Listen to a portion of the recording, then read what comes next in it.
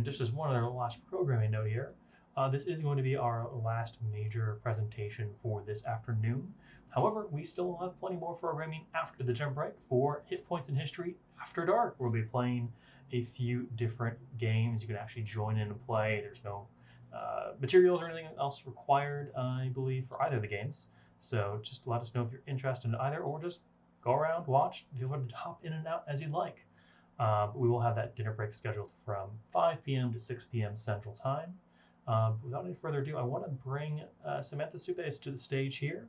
Samantha Suppes is a Near Eastern Art and Archaeology PhD student studying the Bronze and Iron Age in South Levant.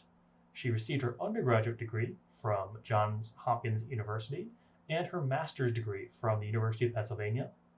Since then, she has worked on numerous archaeological sites in Israel, including Ashkelon, Tel Shimron, Tel Keisan, Megiddo, Qumran Caves, and the City of David.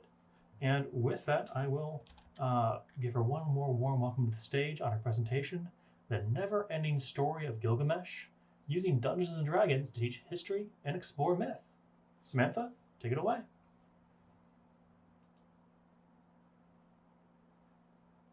Hi, thank you, and also I want to say thank you to the organizers.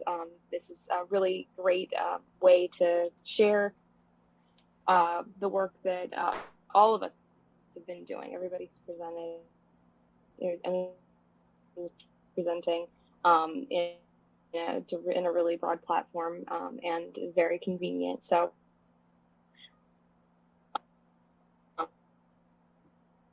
thank you for everyone who us. Last year at the Hit Points History Conference, Michael Granado spoke on the merits of using Dungeons and Dragons as a teaching tool. He explained how D&D bolstered his students to think critically and creatively in their story writing. And I couldn't agree more with his sentiments. D&D is a great creative outlet, and I believe that it has the potential to give us new ways to learn and examine the past. So what is D&D, or Dungeons and Dragons? It's a tabletop role-playing game, which is often abbreviated TTRPG, which is a form of role-playing game where players describe their character actions through speech, and these actions unfold in a theater of the mind fantasy setting.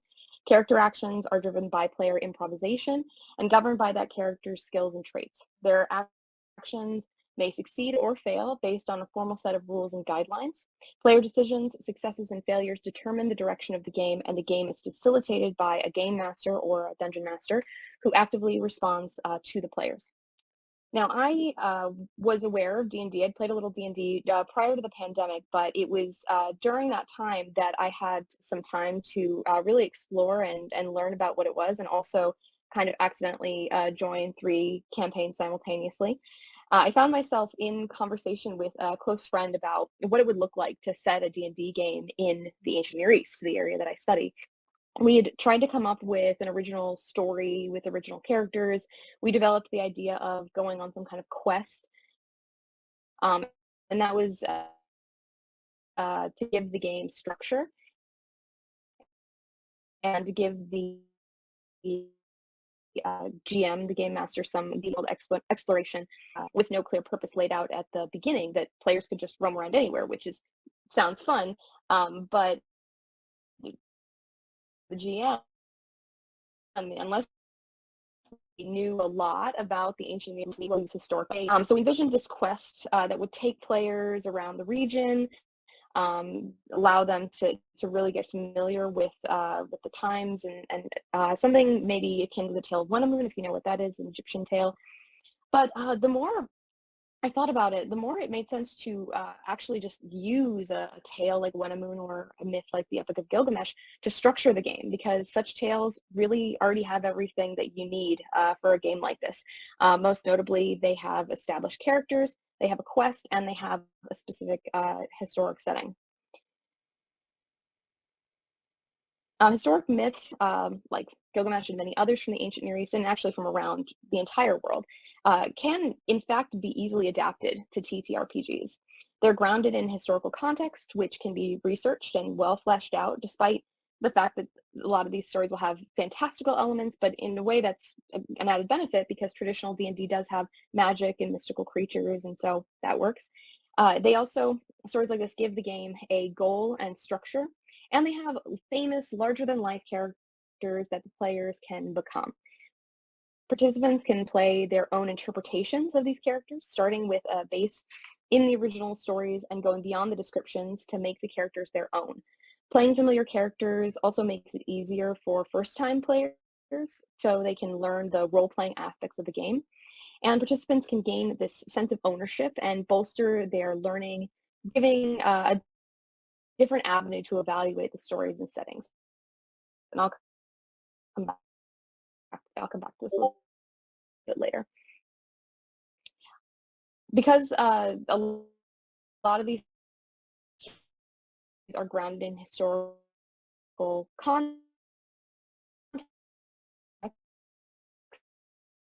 these Google games can be a great way to teach a piece of react text and change the player's history or make decide to versus exploratory change, and they actually succeed on there are consequences they learn. If players decide town, don't be surprised if he takes over your city while you're gone. Using D&D as a storytelling medium is also a means of paying homage to the great tradition of storytelling. Stories and myths are not static. They change with each telling and retelling, and we have several versions of the Epic of Gilgamesh and numerous translations and interpretations that have spun off from those various versions. Likewise, no two D&D games are the same. Even if you're playing through a pre-written game, it's going to change. It's influenced by the player decisions and interpretations as they participate in making the story. So D&D really gives participants the chance to explore this facet of story and myth. Now, I'm going to take you through my process of adapting the Epic of Gilgamesh into a D&D game. I did this with the initial aim of creating a teaching resource that could be used as a public program at the Institute for the Study of Ancient Cultures, ISAC, here at UChicago, something that could be replayed by different groups of people or even the same group of people if they wanted to play it multiple times. And it could be led by individuals who did not necessarily need to have graduate degrees in Mesopotamian history. And I hope that by explaining this process that you too might be get to me. I do that, though, delve into this adoption process. I will give just a brief summary of the Epic of Gilgamesh if you're not familiar. It is the story of a king from the ancient Mesopotamia of Uruk. He was this to his subject, they became inseparable companions, embarking on adventures together, including one to Cedar Forest to slay the monster Humbaba. Gilgamesh is challenged by the goddess Ishtar, who wants him as her lover, and she sends the bull of heaven to fight him in Enkidu when he refuses her. Enkidu later dies from disease as punishment for Gilgamesh and his triumph over the bull. And then Gilgamesh becomes inconsolable, and he travels the lands looking for immortality. He finds it, loses it, and he's making your mark in the time that you have. So that's a very brief summary of something that's much more complicated, but that gives you the gist.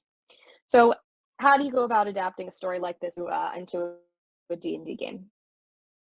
I decided not to tackle the entire epic at once into as part of one game because it's different details, and I wanted to just brush over them. I broke it up into 3 parts. I started by creating too many game that was based on Thessalonian version, and I used Sophus Hella's recent translation of Gilgamesh tablets 2 to 5 of the Babash. And this narrative turning into this in the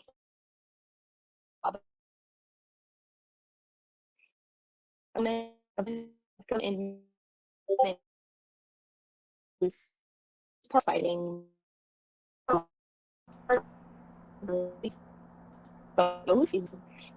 journey and Cedar Forest, which culminates. So Hi, Sam. I'm so sorry to interrupt. However, we are having some technical issues hearing you right now. So when you're able to hear me, I'd like to just try and get you connected on Zoom, actually. I can have you just dial in from your phone and connect your audio that way. That may help with some of the bandwidth issues we're having right now. Played a shot being freedom for their return to Uruk and fight with the Bull of Heaven. So once I had my story portion selected, I needed characters, which I took from the movie. Consists of 5 characters: Gilgamesh and Enkidu, of course. Then also Gilgamesh's mother, Ninsun, Shamhat, the temple prostitute, and the hunter who originally found Enkidu in the wilderness. Now, with these last 3, I obviously am taking creative license in including them in this part of the narrative. In the original, it is just Gilgamesh and Enkidu who do the adventuring and fighting, but I wanted to allow for more people to be involved in the game so we could have an actual proper sort of party and not just 2 players. The backgrounds of the characters are all as outlined in the narrative up to Tablet 2.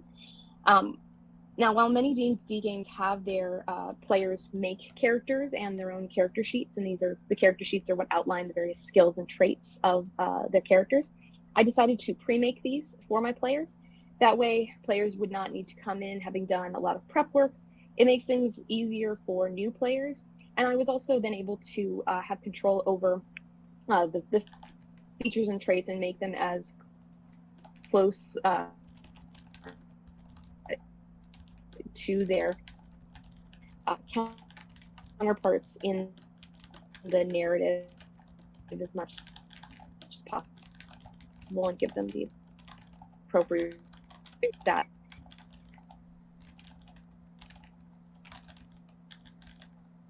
I made a few versions of these characters as well. So here on screen you can see and I did simpler and fit player is less complex level text for new player or as well. Level 4 version, but I think in different which are not as complicated setting, players make these characters. Think about teaching about later classrooms probably as part of the teaching process. The setting of part of what makes D&D so interesting is the fact that it is exploratory and it is all theater of the mind, and it is the job of the GM, the game master, to describe this world to the players as well as act as the NPCs, the non-player characters, to fight them as the foes, also to reward them for their victories.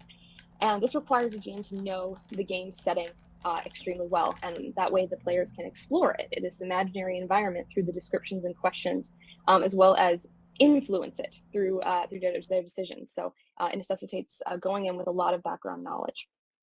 So to create an immersive environment for the Epic of Gilgamesh, I researched the early dynastic period in Mesopotamia. That is about 2900 to 2350 BCE, give or take. It's generally agreed that there was a real historic king of Uruk named Gilgamesh during this period. So because of that, I decided to put it in this period, and I researched early dynastic period society, culture, politics, geography, architecture. I calculated travel distances and terrain. I created random encounter tables. I mapped terrain factors, journey. I learned about ancient taverns and I don't specialize in early dynastic Mesopotamia specifically, but I would qualify that by saying that I've taken a number of courses and have had several mentors that are specialists in this. And I did a month's worth of research online in the library to prepare for my initial campaign version that I made. But I do hope and plan to get everything I've written out reviewed by a specialist or a few specialists. And I already did have some consultation with a professor at UChicago regarding some of my more obscure questions that came up in this research process. So some of these obscure questions were things like, were there employed guards in cities? How would you acquire food on the journey? Could you be attacked by lions on the road? Was the land outside the city dotted by many villages or largely empty? would magic and the supernatural exist in the game as it does in the story. I did have to tweak some classic parts of D&D. One of example is currency. So coin money did not exist in early dynastic Mesopotamia. Originally, D&D is set in a kind of medieval setting, so that's usually part of the game, but you would not have that in that period. Also, I've had to make it clear to my players that horses had not yet been domesticated, so they had to think a little differently about how they were going to get around, and also how they were going to think about exchange and trade. I also added some flavor to the game by looking up things like Sumerian names for non-player characters, but also Shamhat, I made her a bard class, and two abilities that she had are Vicious Mockery and Hideous Laughter. So this involves telling jokes and giving insults. So I looked up and consulted with a friend regarding Sumerian jokes and insults that she could have ready to make it feel authentic. I also compiled a list of magical items that players could obtain if they, as part of different encounters. Some of them I kept very similar to their original D&D counterparts. So alchemy jug is an alchemy jug, but others underwent a little bit of tweaking. So the tome of understanding became the tablet of understanding. Meant to give players the freedom to explore and learn. Like I said before, I wanted to stay true to the original myth as much as one task, much like a main quest in a video game. So one thing I wanted to be careful of was this idea of railroading. Railroading is when a GM reduces the options that players have to just a handful or to just one. So it's think of it like a freight train. You putting them on a path where they can either move forward or they can stop, and blocking players from taking any deviating actions. I didn't want that to be how the game felt, that they had to follow this one course. So to do this, I decided to give the players this journey to the Cedar Forest as a quest at the outset, but allow them to decide how they were going to complete that quest, the steps they would take to complete that quest. So this is the prompt that I give the players. This is not accurate to the story completely. It is based on what happens in the story, but not completely accurate. So forgive me for that. But this is the prompt I give my players. Ninsun, semi-divine mother of Gilgamesh, one night you have a dream. Utu, the sun god, has revealed to you that Gilgamesh must make restitution for his injustices against the people of Uruk. He must build a cedar door for Enlil's temple in Nippur and complete it in time to celebrate the New Year's festival in Uruk only 70 days away. Ninsun, you and Enkidu, great cedar, tells that this will require away. Enkidu, you have a perilous journey, but it must be made. For the life of their king, the elders of Uruk have urged that Gilgamesh not go alone to complete his task, and the four of you have been called upon to accompany him. Enkidu with Shamhat and the hunter, and Gilgamesh with his mother Ninsun. You have one day to prepare for your impending journey. The road that the players take to the Cedar Forest and what they do along the way are entirely in the player's hands, and it's up to the GM, in this case, to populate that road with appropriate features and encounters as I've described. So how did it go? I play tested the campaign version of this with some friends and colleagues at the ISAC Museum, and a few had D&D experience, some did not. We played over 4 sessions, each several hours each session, and the speed of that was really driven by their interest to interact with the environment. My players decided that they wanted to take a circuitous route and visit other Mesopotamian cities, and they really embraced the immersive nature of the experience, and they took time to chat with the locals and play games and trade. They learned to use the skills that their characters were good at and to consider the consequences of their actions, but they also took risks and did it for the sake of having fun and to do something creative, and really brought their own voice to the characters based on how much or little understanding they had of them. And we really could have spent many more hours at that table, them just looking exploring. One of our major stumbling blocks was scheduling time. So we this could be students in my department, an open game night at the museum. I played a few other, and it should really make a great public program, having to consistently show up. And this is what we have. In my one-shot version, there is less time for meandering. The game has a more structure to keep the action going. They stop at a dice-selected city and then encounter a randomly rolled foe in the wilderness, have a magical encounter, and then go on to fight Humbaba. They still took the characters in their own kind of creative directions and had a lot of fun interacting with the world even for a more limited amount of time. The feedback I got was overwhelmingly positive. They found the new and experienced players found the game both fun and learned new things about the ancient world. A few suggested improvements included having more visual aids and provide. There was a desire on the part of those playing the one-shot to have more opportunities to spend time in the world, but of course that's a balance you have to strike with your time. And then there was also a specific request for more pastoral nomads, interestingly. Going through this game-making process showed me really how useful and versatile D&D can be for teaching and immersing people in the ancient world. While it does require much research and preparation, the D&D format is extremely flexible and it can be played in one sitting or many. Unlike other immersive experiences like virtual reality or interactive videos, D&D games require little more than time and research on the part of the GM, and even that can be partially spared through pre-written adventures. D&D resources are widely available online for free, and playing the game requires at bare minimum little more than a pencil, paper, and the internet. With modern technology, you can make and find battle maps, and you can do the required background research, especially if you're at an academic institution. Done according to my Gilgamesh template that I've outlined, this game requires really no prior experience and can be adapted to any length to fit any story. It's inexpensive and it can be done in person or online. Scheduling is, of course, the bane of many D&D games, as I've said, so it's important to find a fixed time and frequency to play at the outset.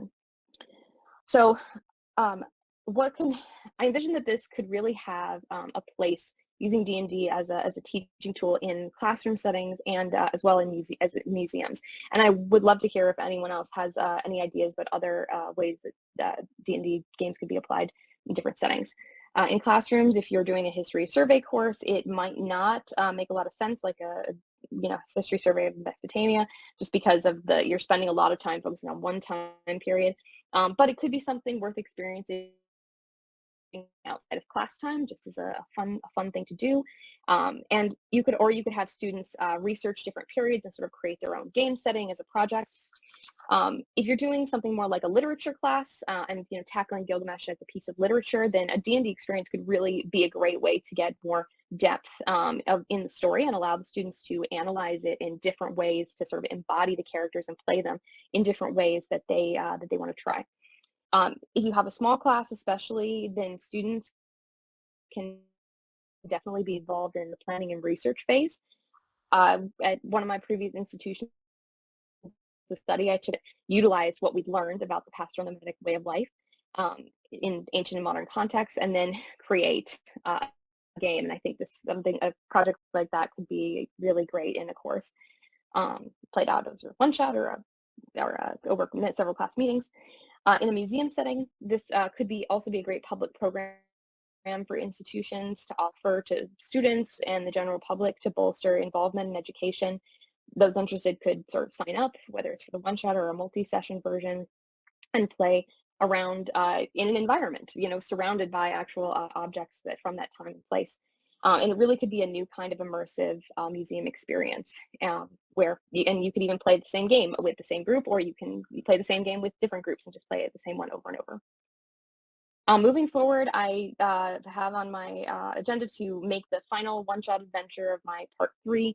I would also like to explore adapting other ancient Near Eastern stories like the Isis search for Osiris, and to really make this an official kind of public program in a, an official book, something that could be distributed and used by others, and that would be fully comprehensive.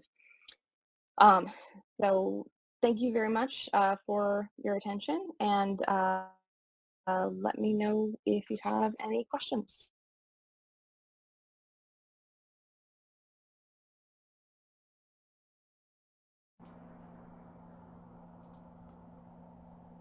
Well, let me first give you a round of applause, Samantha. Thank you very much for that presentation. Just for a little bit of technical context, we are having a little bit of bandwidth issues here, so there's probably a bit of a delay, maybe about 2 or 3 seconds here. So I want everyone to keep that in mind as we have our Q&A here. If you want to be patient after you ask your question and your responses and all that. But with that in mind, I want to invite anyone who has questions on Samantha's presentation to please approach the Q&A line, or go ahead and share those questions in the chat.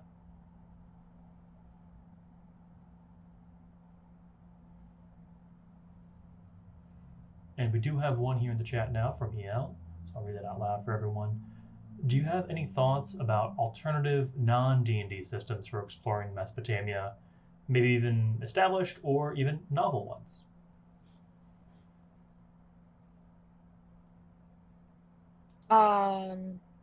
Not off the top of my head, only because I kind of came at this approach very much from a D&D centered perspective at first. But I mean, we've seen at the other talks here. I would love to see more video games that are kind of more immersive. Something like Assassin's Creed would be great. But or something more, something exploratory, whether it was purely educational or something a little bit more action adventure centered. D&D systems, yeah, I can't honestly I know of any on the top of my head, but I would really love to hear anyone else's ideas regarding that. Well, a follow-up question of my own based on that, which hopefully this isn't too controversial. It might be in some circles, but on the subject of D&D for using this, do you think that 5th edition perhaps lends itself as more compatible for this? Would you have preference for another edition? Or within 5th edition, are there any modules or other mechanics that you think have a really good synergy? Oh yeah, that's great. I'm very limited in the fact that I've only played 5th edition. But I don't see any reason, like, if you have one has more familiarity with another, with Pathfinder and other editions, that I think that you can make it work. I certainly had to kind of adjust things a little bit, and I see in the chat that Heavy like the mice, and even the D&D games that I watch are 5th edition games. But I think any system can be adapted. It's just a matter of having the familiarity and finding what works. I found that 5th edition worked for the one shot though that I made. I really had to. I did have to change a lot. I could not go to the same depth that 5th edition does with a lot of the like skills and abilities, because I found that new players just found it overwhelming to have so many different things at their disposal that they just were not familiar with. They just didn't understand, right at the outset, like how the system worked. So I removed a couple of the more complicated things and tried to keep things, centered on that. But I did make it more. I did make this somewhat combat heavy as far as the final fight with Humbaba is a full-on combat, and there are other instances of combat as well. But it definitely did not have to be that way. But also, you can also play it without as much combat. You could even not necessarily fight Humbaba if you don't want to. You could be creative, I think, and do other things. So no, I think it's very open. It's just a matter of what you want to do as a creator. Excellent answer, thank you. And just, I'm not seeing anyone else in the QA line, I will be selfish and ask one other follow-up question on that. You had mentioned that you did cut out a few things to simplify it. Can you tell us a little bit more about what those were? Yeah, so I kind of took out certain like features and traits that I just found were too complicated or maybe didn't even fit the character necessarily. So I started with a base of making. I made like 4th level characters, and I used D&D Beyond just because I found that that's a really easy tool for me to use to create characters. And then I kind of just went from there. I made level 2 versions, and I created my own character sheets from there, like Word documents, basically, of just trying to outline things and also make things very easy for new players to understand as much as I could. Trying to highlight things like, okay, this is how a turn works. And I did it based on the way that turns work in 5th edition of like, you have an action, a bonus action, movement, things like that. But really outside of combat, leaving it as open as possible and just keeping it like, okay, you're going to roll here, roll there, not trying to be as rigid so that they could explore and ask questions. And I think that once a lot of the new players had, I mean, with any D&D game, right, if you've ever played D&D or you've started playing D&D, you know that like usually at your first session you're just trying to figure out like, how does this work, what can I do, and then you realize, what can't I do? You can just say anything and ask if that's possible, and then it's just a matter of who your GM is, if that works for them, if that kind of style works for them, of yeah, sure, or no, you can't do that, or what they're trying to do. Sorry, I think I lost the plot here a little bit as far as what skills and traits. So like, and even just as far as what D&D is with race, class, things like that. You might have seen on my slides I had Enkidu as a Furbolg, and that was purely because that was what made sense to me when I was creating this character and what options were available to me on D&D Beyond. In that moment. But when I actually went and created my own character sheets, I just certain utilize like features and traits that had that sort of more animalistic, put that in, and just really wanted him. Yeah, I think. Sorry, I muted myself there. Thank you again for my follow-up to my follow-up. And I think, yeah, there's a lot of creative liberty you have to take there, but I'm very pleased to hear you say, it's an ongoing process. I've been playing and GMing and being a player with the same group of people for years, and we still are not certain on how grapple rules work. So. Oh, yeah, no.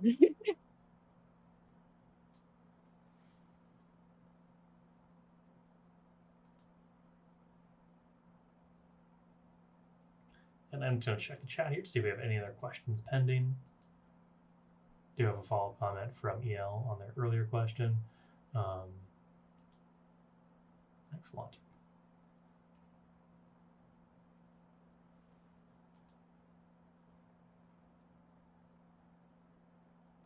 I'm not seeing any other questions this time. So my last question for you, Samantha, is can you tell us where people can find you and how we can promote some of your work going forward? I'm the Wandering Archaeologist on YouTube and on Facebook, and I mostly just post videos of excavation during the summer. And I haven't. I'm still want to get, as far as the D&D stuff goes, I want to get it much more sort of set in stone and edited and everything before I get that out there. But I do want to at least have it somewhere open and available so that people can play through it. Yeah. And but yeah, that's where you can find me. I'm also have my email is anyone's open to email me if you want to talk more about this. If we're gonna have the After Dark event to play through a very, very short version of the game, but I would love to organize if anyone's interested a time to actually play through this over several hours. So just send me an email and we can organize something. Excellent, and I have put your links there into the chat. You can also go ahead and move over to the exhibition hall to see Samantha's poster for other information to find out more about her there as well. So one final round of applause for you. Thank you, Samantha. And that is going to be the end of our first formal day of presentations here at Hit Points in History 2024. As she mentioned, we are going to have our Hit Points in History After Dark beginning shortly in about an hour and 20 minutes at 6 p.m. With that, we are going to have one game that starts at 6 p.m.